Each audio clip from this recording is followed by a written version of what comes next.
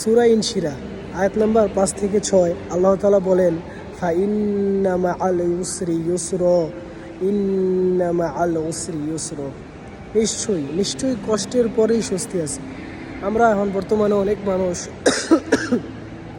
তাদের জীবনে অনেক বিষয় নিয়ে অনেক কষ্টে আছে। তেমনই আমার কিছু পার্সোনাল সমস্যা নিয়ে আমি যখন আমার ফ্রেন্ডের সাথে পরামর্শ করি, তখন আমার ফ্রেন্ড আমাকে বলল যে এমনই প্রবলেমগুলো যখন রাসূলুল্লাহ সাল্লাল্লাহু আলাইহি সাল্লাম ফেস করছে, নবুয়তের বিশাল চাপ এবং তার মানসিক অবস্থার যখন খুব খারাপ পরিস্থিতি ছিল, তখন আল্লাহ তাআলা রাসূলুল্লাহ সাল্লাল্লাহু আলাইহি সাল্লামকে এই দুইটা আয়াতের মাধ্যমে মোটিভেশন দিয়েছিল যে নিশ্চয়ই কষ্টের পরেই স্বস্তি আছে। সো আমার বন্ধু ওই টাইমে আমাকে এই দুইটা আয়াত মনে করে দিছে যে নিশ্চয়ই কষ্টের সাথেই স্বস্তি আছে।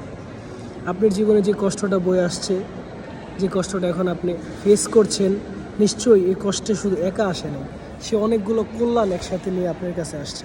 সো কষ্ট যেহেতু আপনার কাছে আসছে, তো কষ্টের সাথে কল্যাণও আসছে।